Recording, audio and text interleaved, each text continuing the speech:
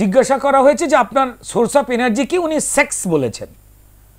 তাতে সাংবাদিক করে এটা হেসেছে। না কিন্তু এক মিনিট, আপনি কোনো মহাপুরুষের নাম নিলেন কি? সেক্স। এবং তমালবাবু বলবার চেষ্টা করেছেন এক্স বলেছে। ভাই তমালবাবু, ই উচ্চারণ হওয়ার আগে এসে সুড়সুড়ি লাগে না?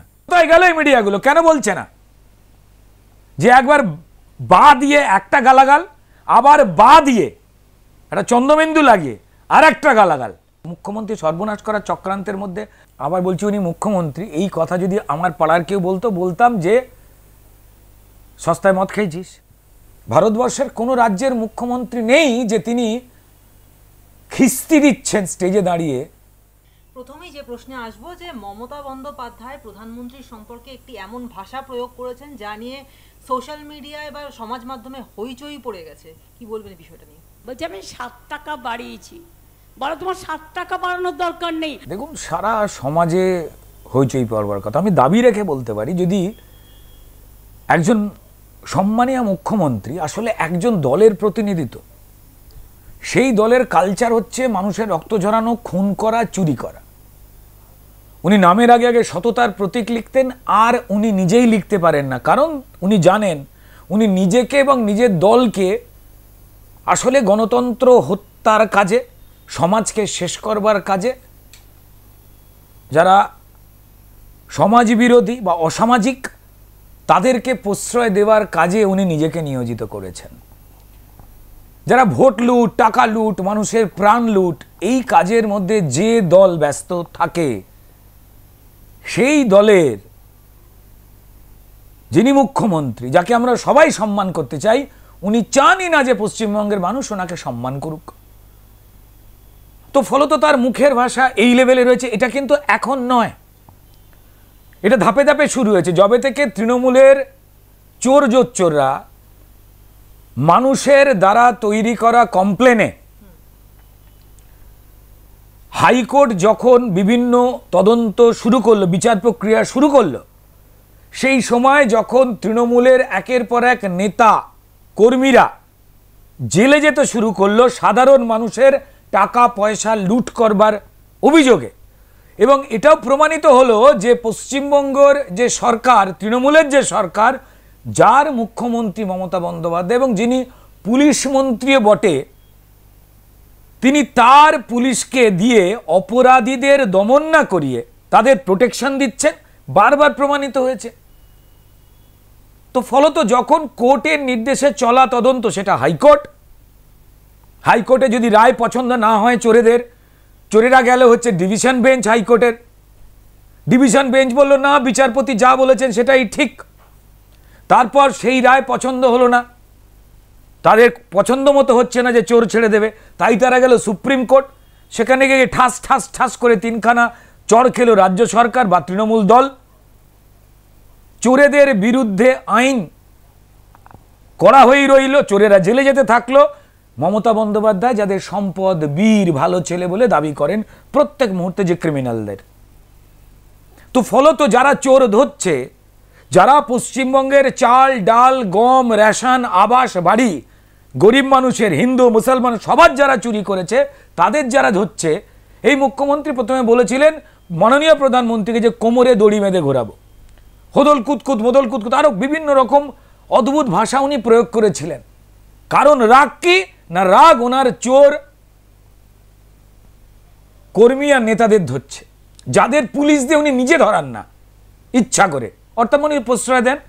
আজকে যখন দেখতে পাচ্ছে যে আস্তে আস্তে গলার উপরে আইনের খানাটা নেমে আসছে, আর লোককে আগে ভুল বোঝাতো, লোক ভুল বুঝছে না, লোক জানে যে আদালতের মধ্যে এখানে বিচারক, এদিকে ইডি বা সিবিআই যারা কোর্টের নির্দেশে তদন্ত করছে, তারা যাকে যাকে অভিযুক্ত বলছে বা দোষী বলছে, তাদেরও লয়াররা দাঁড়াচ্ছে, যে নির্দোষ প্রমাণ দেখাবার চেষ্টা করছে। জজ দেখতে পাচ্ছেন যার বিরুদ্ধে অভিযোগ তিনি নিজেকে নির্দোষ প্রমাণ করতে পারছে না, দেখা যাচ্ছে তিনি মানুষের চুরি করেছেন এবং তিনি তৃণমূল দলের। তাই মমতা বন্দ্যোপাধ্যায় রেগে গিয়ে এখন সরাসরি গালাগালে যাচ্ছেন। আজ থেকে মাত্র কয়েক মাস আগে যখন এই মাধ্যমিক না উচ্চ মাধ্যমিক পরীক্ষা চলছিল, সেখানে ধর্ণামঞ্চ যেটা মমতা বন্দ্যোপাধ্যায় টাঙিয়েছিলেন, যেখানে অন্য কোনো রাজনৈতিক দল ধর্ণা দেওয়ার অনুমতিই পাচ্ছিল না, সেখানে মাননীয় মুখ্যমন্ত্রী ব দিয়ে আর একটা খিস্তি দিয়েছিলেন সম্মানীয় প্রধানমন্ত্রীকে।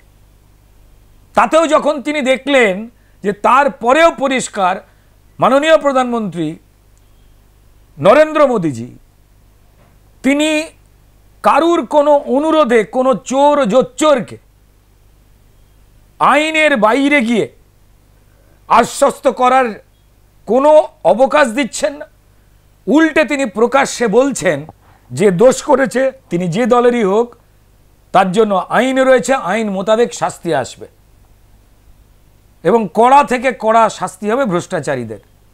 তার ফলে মুখ্যমন্ত্রী তৃণমূল নেত্রী আরও রেগে গেলেন এবং আবার দিয়ে সবথেকে খারাপ যে খিস্তিটা, যেটা আমরা ক্লাবের ছেলে, পাড়ার ছেলে, রকের ছেলেরাও সচরাচর বড়দের সামনে ইউজ করে না, উনি সেটা মঞ্চ থেকে বললেন। আর দিলীপ ঘোষ যদি বলে যে গরুর দুধে সোনা আছে, দিলীপ ঘোষ যদি বলে আজকে কি গরম পড়েছে, এরা দিলীপ ঘোষ খুঁজতে যাবে কোথায় গেল এই মিডিয়াগুলো, কেন বলছে না যে একবার বা দিয়ে একটা গালাগাল, আবার বা দিয়ে একটা চন্দ্রবিন্দু লাগিয়ে আর একটা গালাগাল। এ দুর্ভাগ্যজনক। মানে দেখুন, বিরোধী হিসাবে তৃণমূলকে তুলোধনা করা যায়, খারাপ বলা যায়, নতুন করে খারাপ কিছু নেই, তারা অসামাজিক কাজকর্মকে প্রশ্রয় দেয়। পশ্চিমবঙ্গের মানুষ জানে, পশ্চিমবঙ্গের সমস্ত মানুষ এদের চুরি জোচ্চুরিকে দেখে ওদের চোর আখ্যা দিয়েছে, তাই ওরা কি তা জানে। এই চোর জোচ্চোরের পক্ষে যে পশ্চিমবঙ্গের মুখ্যমন্ত্রী দাঁড়ান, তিনি সাধারণ মানুষ যাদের লুট হয়, সেই হিন্দু, মুসলিম, শিখ, খ্রিস্টান, তাদের পাশে দাঁড়ান না, এই সবাই জানে। কিন্তু এটা কি ভাষা, একজন বয়স্কা মায়ের বয়সী, মাসির বয়সী, পিসির বয়সী একজন মহিলার এটা কি ভাষা, তাকে জোর করে মানুষের রক্ত খেয়ে ভোট ব্যালট পেপার খেয়ে নেয় যে দল, তাকে ক্ষমতায় রাখতেই হবে। যারা তার বিরুদ্ধে কথা বলবে, মিডিয়া আপনাদের নামে কেস, আপনাদের জেলে পোড়া, যে সাংবাদিকরা কথা বলবে, সত্যি খবর দেখাবে, তুলোধনা করা। বিজেপির 200 কার্যকর্তাকে মেরে দেওয়া হয়েছে, খুন করা হয়েছে, ছেড়ে দিন আমাদের কথা। সাধারণ মানুষ যারা প্রতিবাদ করবে তাদেরকেও এরা শাস্তি দেয়, মিথ্যে কেস দেয়। তো তার মুখের ভাষা যে এটা হয়েছে, যদি একটা বড় অংশের বড় বড় চ্যানেল তারা যদি নিরপেক্ষতার সঙ্গে চলতেন, তো তাহলে তারা পরিষ্কার এই শব্দগুলোকে বিপ দিয়ে দেখিয়েও বলতেন এ হেন মুখের ভাষা যে মুখ্যমন্ত্রীর, তার 1 মিনিট তাকে সময় দেওয়া উচিত নয় যে কোনো রাজ্যের মুখ্যমন্ত্রী কেন, কোনো রাজনৈতিক বড় পদে থাকবারও তার অধিকার নেই। কারণ তিনি মহিলা হিসেবে, তিনি মা, বোন, দিদি হিসাবে পশ্চিমবঙ্গের মা বোনেদের অসম্মান করেছেন তার এই মুখার ভাষা প্রকাশ্যে নিয়ে এসে। ভাই, আড়ালে আবডালেও তো বলে, সে প্রধানমন্ত্রীর সম্বন্ধে কথা বলছে, শুধু তাই নয়, প্রধানমন্ত্রী কেন, অন্য যে কোনো মানুষের সম্বন্ধে ওই ভাষা বলে উনি কথা বলবেন স্টেজে দাঁড়িয়ে? এটা তো ওনার রুচি, ওনার পরিচয়, ওনার যে সমাজ বিরোধীদের প্রশ্রয় দেবার যে ডিরেক্ট ইঙ্গিত স্পষ্ট, দুর্ভাগ্যজনক। রুদ্রদা, আমরা দেখেছিলাম যে ইন্ডি জোট প্রায় শেষের পথে চলে গিয়েছিল এবং সেইখানে দাঁড়িয়ে মুখ্যমন্ত্রী মমতা বন্দ্যোপাধ্যায় তিনি বলছেন যে তৃণমূল নাকি ইন্ডি জোটকে নেতৃত্ব দেবে এবং একই সঙ্গে তিনি আরেকটি দাবি করেছেন যে 3 মাসের মধ্যে গোটা দেশ থেকে নাকি বিজেপিকে গুটিয়ে দেবেন। কি বলবেন এ বিষয়ে? লক্ষ্মীর ভাণ্ডার এত বড় সাহস! কদিন আগে বিজেপি বলেছে 3 মাস পরে লক্ষ্মীর ভাণ্ডার উঠিয়ে দেবো, আমরা বলছি 3 মাস পরে তোমাকেই ভারতবর্ষ থেকে গুটিয়ে দেবো। গরম পড়েছে তাই আজে বাজে কথা বলছেন। উনি মুখ্যমন্ত্রী না হলে অন্য কথা বলতাম, শ্রদ্ধেয় মুখ্যমন্ত্রী তো, তাই আমি আবার বলবো, মাথার বাইরে চোট লেগেছিল, এখনো মনে হচ্ছে ভেতরটা সারেনি। এবং মাননীয় মুখ্যমন্ত্রী পিজি সম্পর্কে ঠিক অভিযোগ করেছিলেন, ওনার যখন হাতে কি একটা হয়েছিল পিজি ঠিক করে সারাতে পারেননি। ওনার মাথাতে যখন চোট লাগে, পিজির ডাক্তারেরা রক্ত না মুছিয়ে বেডে শুয়ে কাউকে দিয়ে একটা ছবি তুলে ভোট বিক্রির জন্য বন্দোবস্ত করছিলেন, এটা ক্রাইম। আমার মনে হয় তারা ওনার সুচিকিৎসার বন্দোবস্ত করেনি, কিংবা মাথায় চোট লাগলেও সেটা তো ভেতরে থেকে যায়, বয়স হয়েছে, রেস্ট নিতে হয়, সেই রেস্টটাও লিখে দেননি। এ চক্রান্ত আছে, মুখ্যমন্ত্রী সর্বনাশ করার চক্রান্তের মধ্যে জানি না পিজির ডাক্তারেরা জড়িয়ে কিনা, যারা রক্ত না মুছিয়ে বেডে শুইয়ে রেখে দেয় এবং লোককে দিয়ে ছবি তুলিয়ে তৃণমূলের ভোট বিক্রি করবার জন্য নিজেদের নিয়োজিত করে। আমার মনে হয় যে তার কোনো রকম একটা প্রাদুর্ভাব হতে পারে। এমনি গরমকালে রোদ্দুরে যারা বেরোচ্ছে তারা অনেকেরই ঠিক থাকতে পারছে না, তো সেখানে আমাদের সম্মানীয় মুখ্যমন্ত্রী বয়সে বড়, তাই তিনি খিস্তি দিয়ে ফেলছেন যে কোনো জায়গায়, যে খিস্তি পাড়ার বকাটে ছেড়েলেও দেয় না। দুর্ভাগ্যজনক, ওনার কথায় কেউ কান দেবেন না। উনি কাজী নজরুল ইসলামকে দিয়ে মহাভারত লিখিয়েছিলেন, গরম পড়েছে, এবার কাকে দিয়ে, রবীন্দ্রনাথকে দিয়ে হয়তো কোরআন লিখিয়ে দেবেন, আমি জানি না, মানে ক্ষমা করবেন, আমি কোনো ধর্মকে ছোট করলাম না, ওই জায়গায় উনি চলে যাচ্ছেন। যিনি ঠাকুর শ্রী শ্রী অনুকূল চন্দ্রকে জমি দিতে পারেন, তো সেই জায়গায় তো চলে যাচ্ছে। মমতা বন্দ্যোপাধ্যায় বলছেন যে বিজেপির এত সাহস, বলছে যে নাকি লক্ষ্মীর ভান্ডার বন্ধ করে দেবো, কি বলবেন? না না, লক্ষ্মীর ভান্ডার কেন বন্ধ করব? বিজেপি কোথায় বলেছে যে লক্ষ্মীর ভান্ডার বন্ধ করব? একদমই না। আমরা লক্ষ্মীর ভান্ডার দিয়ে তৃণমূলের যে ভোট চুরির যে পরিকল্পনা, সেইটা অবশ্যই গণতান্ত্রিক পদ্ধতিতে বন্ধ করব। তার কারণ মায়েদের 500 টাকার ভাতা বাড়িয়ে 1000 টাকা করে সন্দেশখালীর মায়েরাই তো বলে দিয়েছে। যেটা আমাদের মান ইজ্জত লোটবার দাম, মুখ্যমন্ত্রীকে 1000 টাকা করে দিচ্ছেন, আমরা সেই অন্যায়টা বন্ধ করতে চাইছি। তৃণমূল দলনেত্রী ঠিকই বুঝতে পেরে গেছেন যে বিজেপি কি বন্ধ করতে চাইছে। আমরা এই অন্যায়টা বন্ধ করতে চাইছি। এই মায়েদের বোনেদের 1000 টাকা দিয়ে ভোটটা তার নিয়ে ঠকিয়ে তার ছেলেকে এবং মেয়েকে ভিন রাজ্যে পাঠিয়ে দেবো, মা ছেলের মুখ দেখতে পাবে না, সারাক্ষণ ধরে এই 1000 টাকা দিয়ে ঠকিয়ে তাকে ভোটটা কিনে সারাক্ষণ আমি পশ্চিমবঙ্গে অশান্তিতে ভরিয়ে দেবো, কিন্তু 1000 টাকা দিয়েছি তাই তোমায় ভোট দিতে হবে, 1000 টাকা দিয়েছি তাই সন্দেশখালীতে আমার শাহজাহান তোমার মা সম্মান নষ্ট করবে, তাই সাধারণ মা বোনেরা যাদের আমি 500 টাকা ভাতা বাড়ি 1000 টাকা দিয়েছি, তাই তোমরা শেখ শাহজাহানের কাছে পিঠে শেখতে যাও। এইটাই তো তৃণমূল নেত্রী, পশ্চিমবঙ্গের মুখ্যমন্ত্রী তো সেই পদ্ধতিই করেছেন। এবং সেই জন্যই তো উনি, আমি বলছি না, বিধানসভায় স্বয়ং শেখ শাহজাহানের পাশে দাঁড়িয়েছিলেন এবং তিনি এবং তার দলের অর্বাচীন মন্ত্রীদের দিয়ে বলিয়েছিলেন সন্দেশখালীর মায়েদের বোনেদের আন্দোলন ফেক, মিথ্যে, সাজানো। তৃণমূল সুপ্রিমো মমতা বন্দ্যোপাধ্যায় তিনি বলছেন যে ইডি সিবিআই কে তারাই ভয় পায় যারা বিজেপি করে। রুটোদা, আপনিও তো বিজেপি করেন, আপনি বিজেপির একজন নেতা, আপনি ইডি সিবিআই কে ভয় পান? যে কটা বিজেপিতে গেছে টাকা বাঁচানোর জন্য গেছে, সিবিআই থেকে বাঁচবার জন্য গেছে, ইডি থেকে বাঁচবার জন্য গেছে, এরা গদ্দার। দেখুন, চোর ছাড়া ইডি সিবিআই বা যদি না কিনে ফেলতো পুলিশ বা পশ্চিমবঙ্গের গোয়েন্দা, যারা মমতা বন্দ্যোপাধ্যায়ের দলের কাছে প্রায় বিক্রি হয়ে গেছেন অধিকাংশই, এমনটা না হলে এদেরই তো ভয় পাওয়ার কথা আমাদের। আমরা সাধারণ মানুষ, আমরা যে যে জীবিকায় থাকি না কেন, আমরা জানতে বা অজান্তে অনেক আইন ভেঙে ফেলি, প্রচুর আছে, আমরা জানি না। যারা আইনকে রক্ষা করার কাজ করছেন তাদের তো সম্ভ্রম করা উচিত, ভয় পাওয়া উচিত। যে কোনো সুস্থ স্বাভাবিক মানুষ আইনটা মেনে চলতে চায়, ঠিক ভয় বলবো না, সম্ভ্রম করে যে এরা নজরদার। এবং দেখুন, তৃণমূল একমাত্র তৃণমূলকে ছাড়া ভয় পায় না, কারণ তৃণমূলের হাতেই তৃণমূল খুন হয়। এই অনুব্রত মণ্ডলের রক্তাক্ত ভাই দেখুন, বা জয়নগরের তৃণমূলের নেতা দেখুন, বা ওই ভূপতিনগরে তৃণমূলের জন্য বোম বাঁধাতে গিয়ে, মানে তৃণমূলের অশান্তি পাকাবার বোম বাঁধাতে গিয়ে তৃণমূলের নেতাই ফেটে আমরা কাছে ঝুলছেন বডি হয়ে।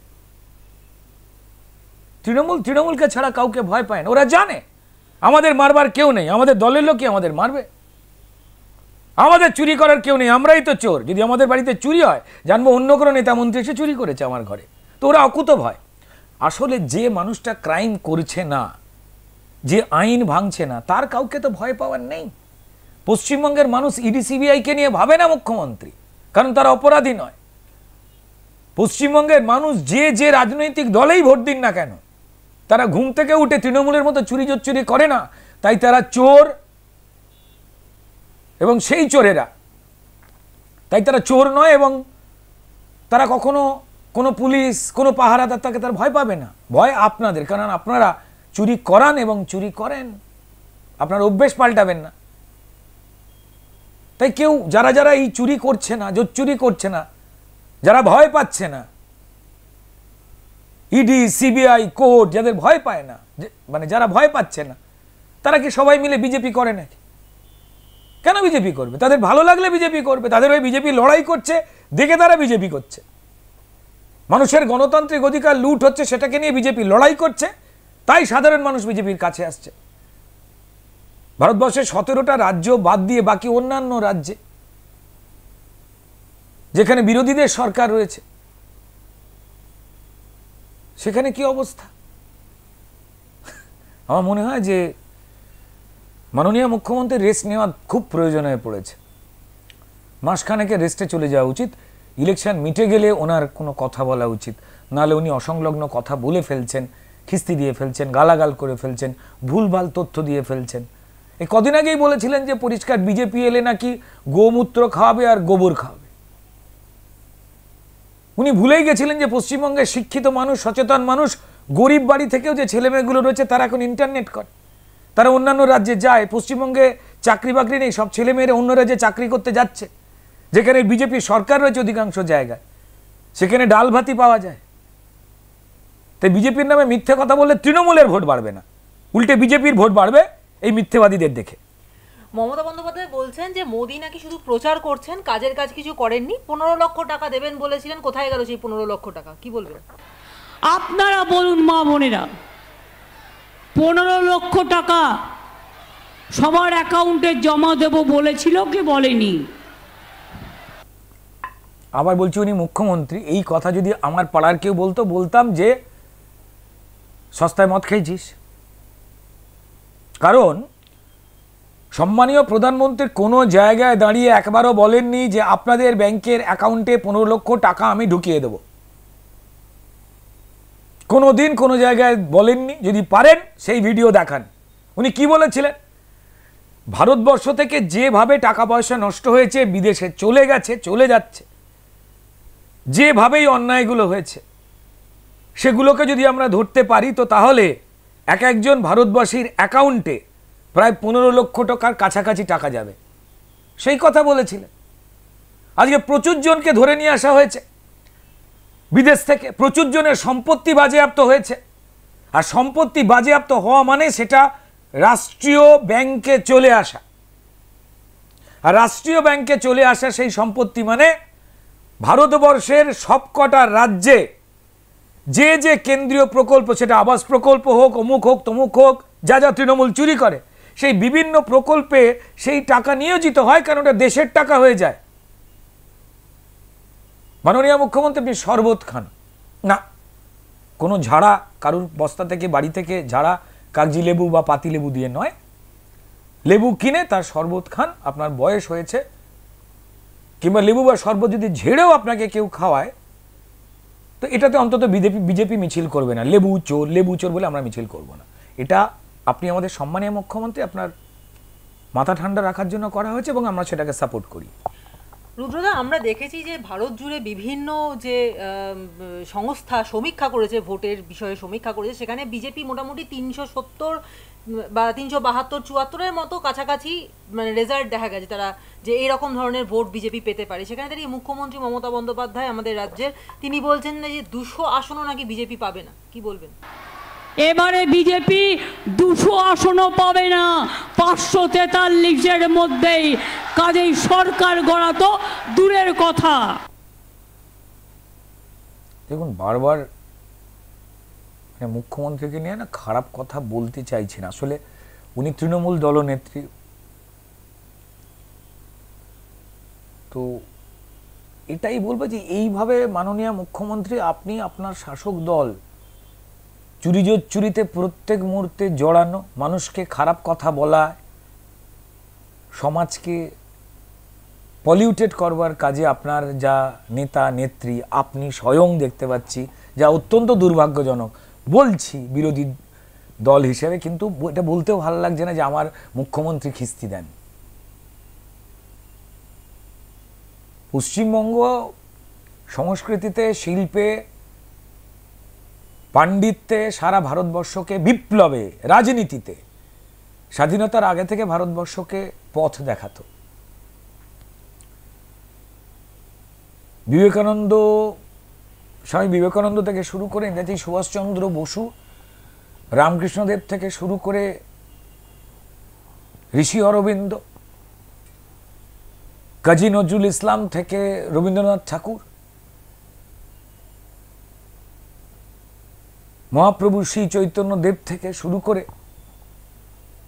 বিভিন্ন মনীষীরা, বিদ্যাসাগর সাহেব, ভারতবর্ষে তাদের স্থানটা এখানে ছিল। বিভিন্ন রাজনৈতিক দল এসছে, তারা অনেক মিথ্যে কথা বলেছে, কিন্তু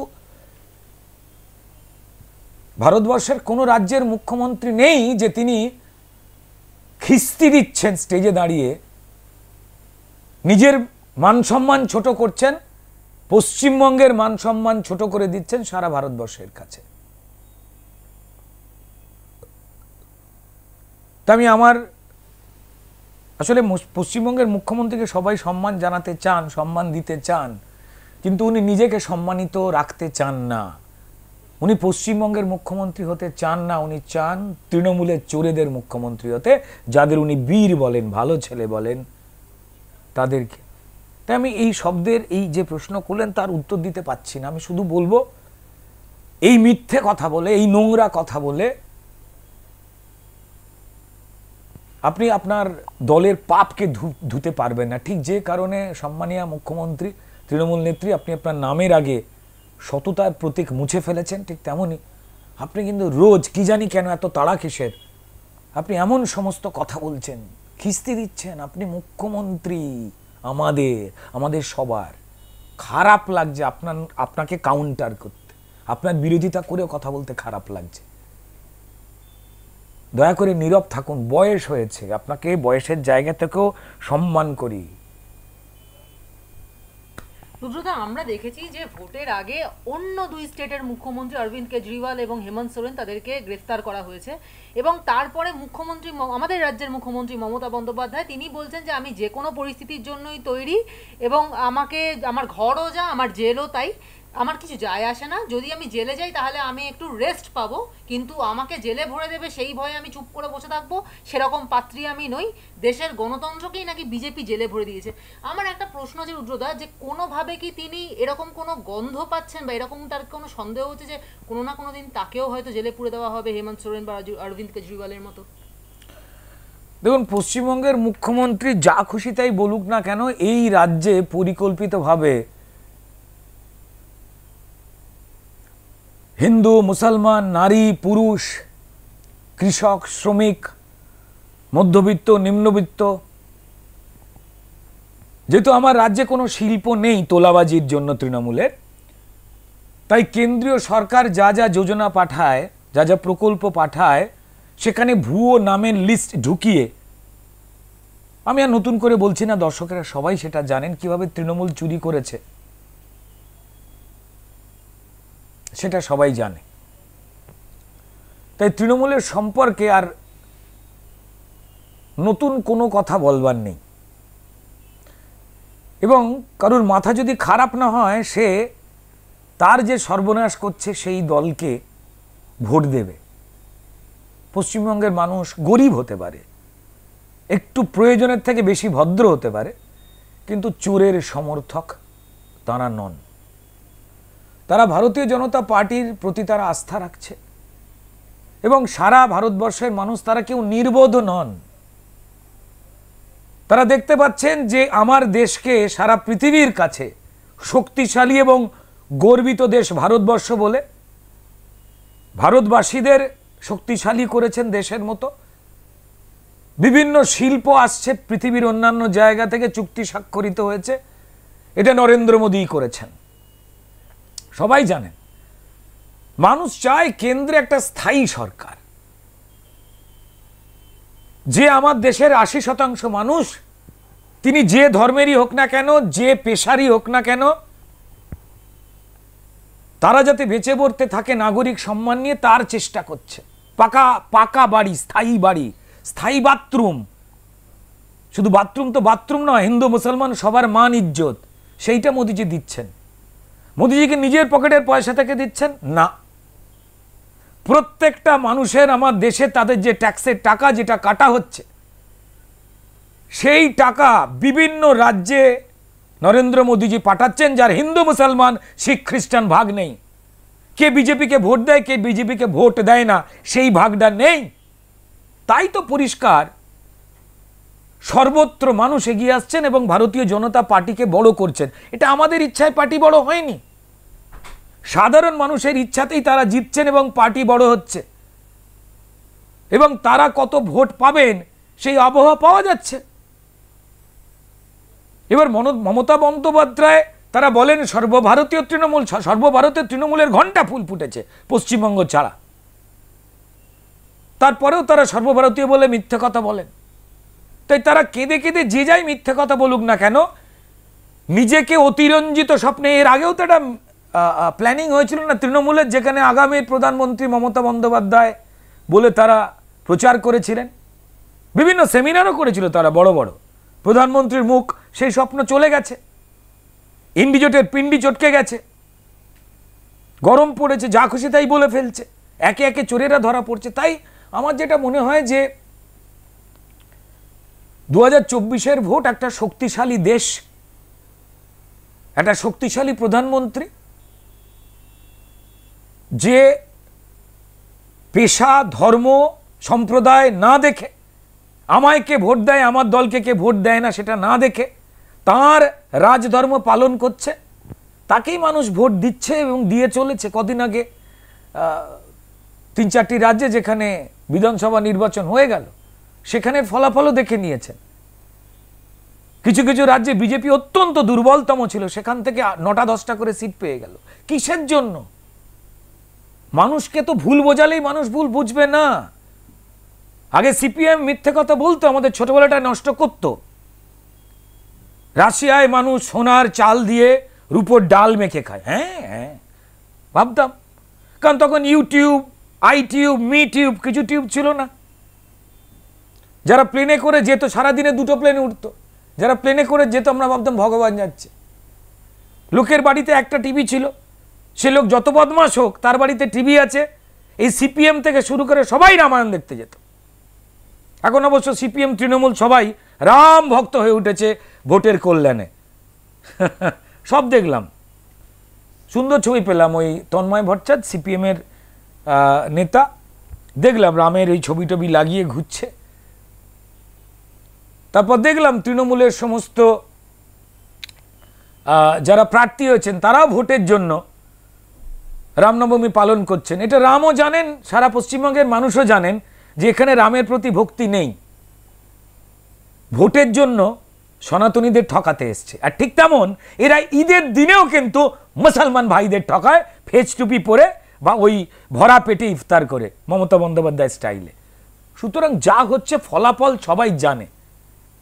আপনি ভালো কাজ করলে ভালো ফলাফল, খারাপ কাজ করলে তৃণমূলের মতো হার হবে।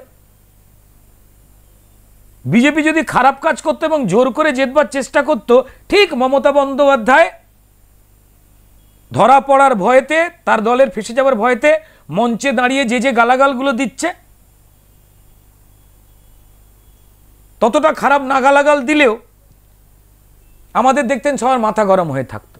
আরে যদি মানুষকে আমরা 99% কাজ করে দিয়েছি, আমার দলে 99.99% লোক সৎ,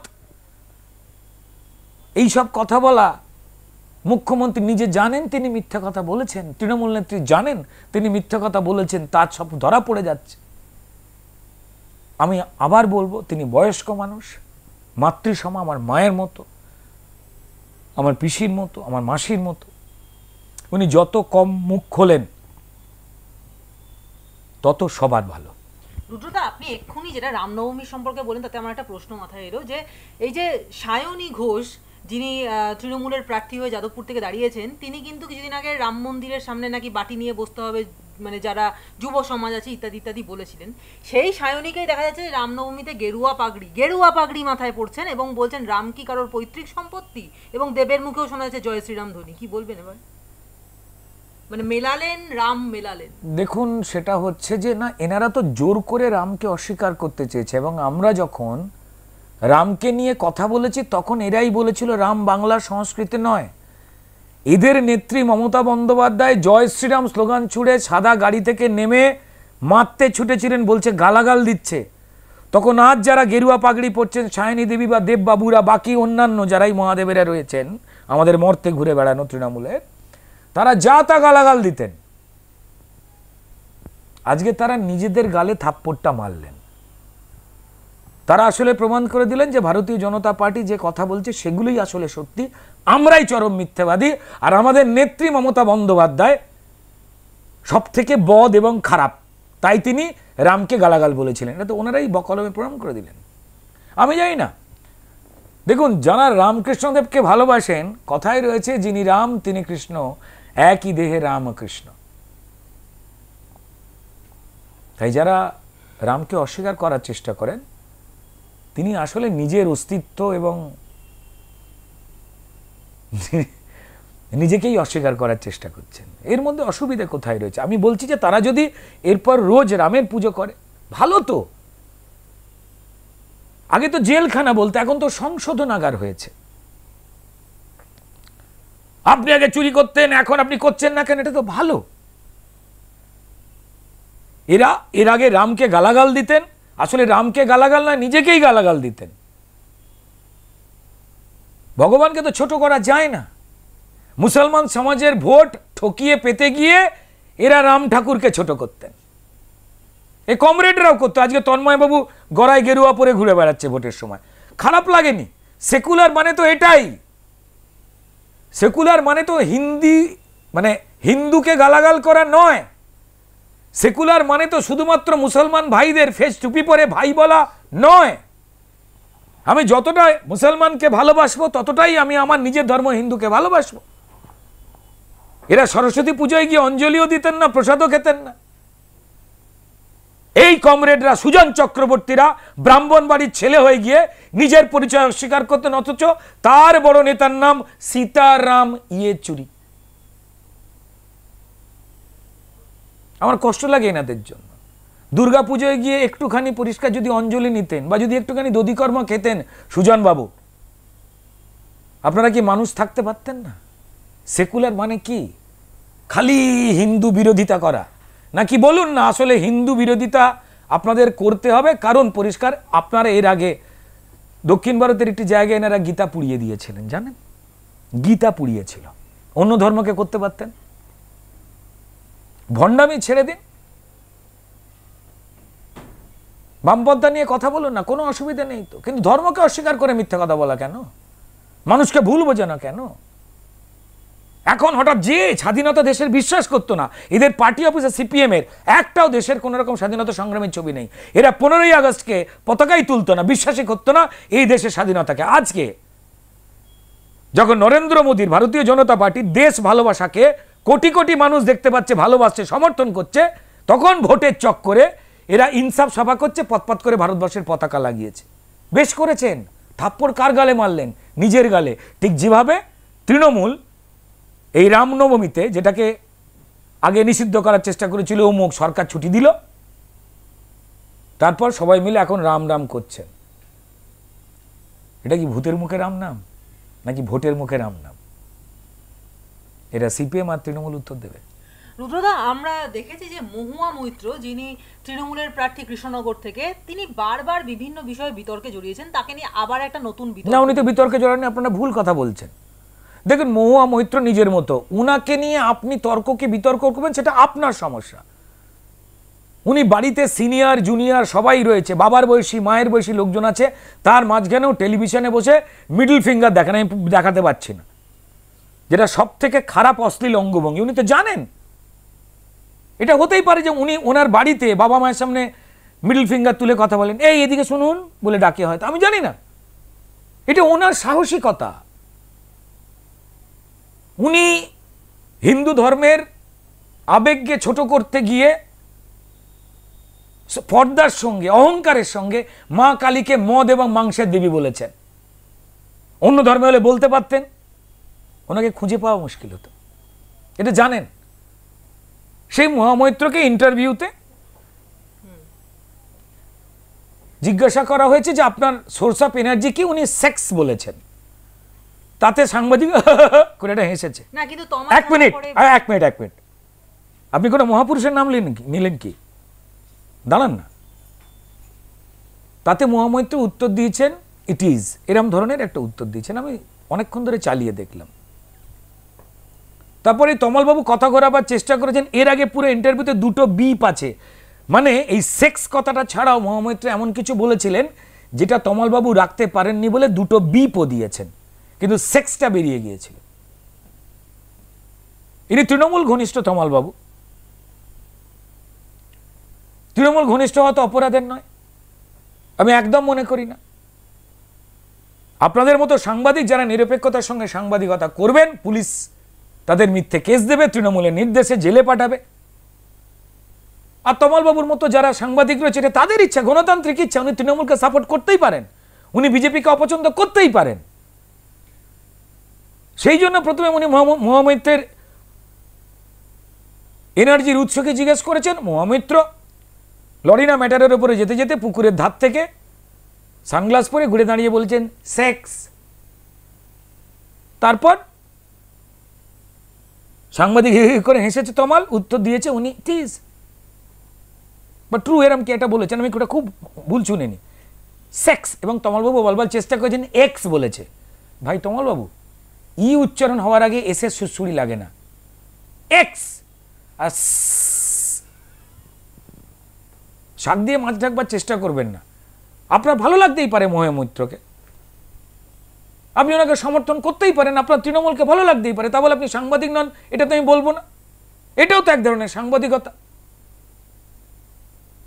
নাকি এরম নয় তো যে মহামৈত্রের উল্টো কোনো লবি রয়েছে যারা ইচ্ছা করে বলেছে এই সেক্সটা কাটবি না, চালিয়ে দে, যাতে মহামৈত্রের বিরুদ্ধে নবদ্বীপের লোকেরা রেগে যেতে পারে, অন্তত কম ভোট পেতে পারে। আমি জানি না, এটা অনেকে অনেক আলোচনা করছেন, বাট এটা করবার পর শাক দিয়ে মাছ ঢাকবার যে উনি চেষ্টা করছেন, আমার মনে হয় সেটা বোকামি। আর দেখুন, প্রত্যেকেরই ইচ্ছা রয়েছে, কেউ রামকে ভালোবাসবে, কেউ বামকে ভালোবাসবে, কেউ ঘাস খাবে, তো তাতে তো কারোর কোনো আপত্তি থাকতে পারে না। কেউ আঙুর খাচ্ছে, কেউ কাঁঠাল খাচ্ছে, তো যে যা খুশি খাবে, এটা নিয়ে হইচই তো করার কিছু নেই। মহামৈত্র একজন পরিণত বয়স্কা মানুষ, তিনি সাংসদ ছিলেন, বিতাড়িত হয়েছেন, তিনি পরিণত বয়স্কা মানুষ, তিনি কি পড়বেন, কোন আঙুল তুলে দেখাবেন, উনি কোন এনার্জির পেতে গিয়ে কেউ ভাত খায়, কেউ বিশ্রাম করে, কেউ বলে আমি গল্প বই পড়তে ভালোবাসি, কেউ গান শুনতে ভালোবাসি, সেটাই আমার সোর্স অফ এনার্জি। উনি বলেছেন সেক্স, এতে অসুবিধার কি? একজন পরিণত বয়স্কের মানুষ, তার পছন্দ হয়েছে যেটা সেটা বলেছেন, যদি বলেই থাকেন কার কি অসুবিধা বুঝতে পারছেন? এইটাই তো তৃণমূল, নির্ভীকভাবে সত্যকে তুলে ধরতে জানে তারা। এইটাই তো একজন সাংসদ হবার, এই সাংসদকেই তো চাইছে বোধহয় কৃষ্ণনগর। তাতে আমি জানি না তমালবাবুরও কি অসুবিধে হলো বা কার কি অসুবিধে হলো, জানি না আমি। এই তৃণমূল এই মহামৈত্রই তো দেখুন হাতেও মদ নিয়ে ছবি দিয়েছিলেন, কজন পারে? একজন মহিলা বলে তিনি মদ নিয়ে ছবি দিতে পারবেন? একজন প্রাপ্তবয়স্কা মহিলা, তিনি যা খুশি পরবেন, যা খুশি হাতে নিয়ে ছবি দেবেন, চুরুট হোক মদ হোক। যাদের মন ছোট তারা নাকি এ সমস্ত নিয়ে আলোচনা করেছে, এবং এই ইন্টারভিউটার হেডলাইনের জায়গায় ছিল যে উনি অনমনীয়, ইংরেজিতে লেখা ছিল। তো হতে পারে এটা তৃণমূলের কালচারের মধ্যে উনি একটা নতুন দিগন্ত খুলছেন প্রকাশ্যে। এর আগে যে তৃণমূলের নেতারা ধরা পড়েছেন তাদের হাঁটু, থুড়ি হাঁটু নয় আরো নিচে, গোড়ালির বয়সী গার্লফ্রেন্ড লোকে দেখেছে।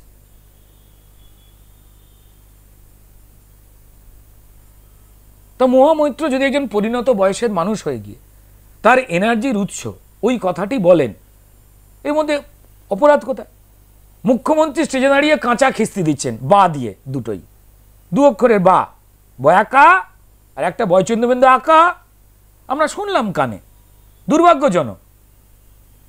এটা একটা সৃষ্টিশীলতা, তো এই সৃষ্টিকেই তো পশ্চিমবঙ্গ চাইছে, এই সরকারই তো চাইছে পশ্চিমবঙ্গের মানুষ চুরি করবে, খিস্তি দেবে।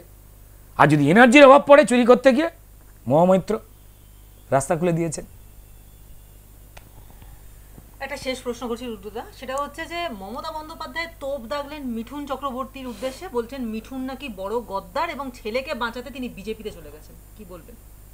না, এটা মমতা বন্দ্যোপাধ্যায় যার নামেই গদ্দার বলবেন, পরিষ্কার উনি ঠিক বলবেন, কারণ সবাই জেনে গেছে যে উনি চোরেদের নেত্রী। তো যারা চোর জোচ্চোরদের সঙ্গে দূরত্ব তৈরি করবে তারাই তো গদ্দার হবে। ধরুন আপনি কারো বাড়িতে চুরি করতে উঠলেন, আপনার যে চোর পার্টনার সে ভাবলে এই চুরিটা অন্যায়, যেই চলে গেল ওপর থেকে কার্নিশ ধরে ঝুলছে চেঁচাচ্ছে, এই গদ্দার, এই গদ্দার। মমতা বন্দ্যোপাধ্যায়ের এই হাল হয়েছে। তবে আমি আবার বলছি যে একজন মাথায় চোট লেগেছে, গরমও পড়েছে, এই ধরনের সাইড এফেক্ট হয়। আমি বলবো যে তৃণমূল অত্যন্ত স্বার্থপরের মতো মমতা বন্দ্যোপাধ্যায়কে ব্যবহার করছে কিছু ভোট লুটবার জন্য। ওনার সামান্য যতটুকু জনভিত্তি এখনো অবশিষ্ট আছে, কারণ সততার প্রতীক মুছে দেওয়ার পর থেকে তো সেটা একটু সমস্যার জায়গায় এসে দাঁড়িয়েছে, এবং যা যা চুরি জোচ্চোর বা চোর জোচ্চোরদের যেভাবে উনি বীর বলে, তবু আমার নিজের মনে হয় তৃণমূলের মানবিক কারণে মমতা বন্দ্যোপাধ্যায়কে একটু রেস্টে পাঠানো উচিত। কদিন আগেই যার এত বড় দুর্ঘটনা ঘটল, এটা তৃণমূল ঠিক করছে না। আমি জানি না এখানে ওনার আরও শরীর খারাপ করিয়ে দিতে, ভালো মন্দ ঘটিয়ে দিতে চাইছে কি, যেভাবে ওনার মাথা কিভাবে ফাটলো সেই ব্যাপারে ওনার পরিবার এবং পুলিশ সবাই চুপ হয়ে গেল। তৃণমূল আর যাই হোক না কেন মমতা বন্দ্যোপাধ্যায়ের পক্ষে নয়, এটা স্পষ্ট। না হলে এই রোদ্দুরে বার করতেন না মা মাসিমার বয়সী, পিসিমার বয়সী একজন শ্রদ্ধেয়া মহিলাকে, এইটুকু বলতে পারি। আর খুনোখুনি ওদের দলের মধ্যেই হয়, মারামারি ওদের দলের মধ্যেই হয়। কুণালবাবুকে জিজ্ঞেস করলে আর উত্তর পেয়ে যাবেন, উনি তো এই সমস্ত বলেন টলেন। ভালো থাকবেন, ধন্যবাদ। গরমে ডাব খাবেন।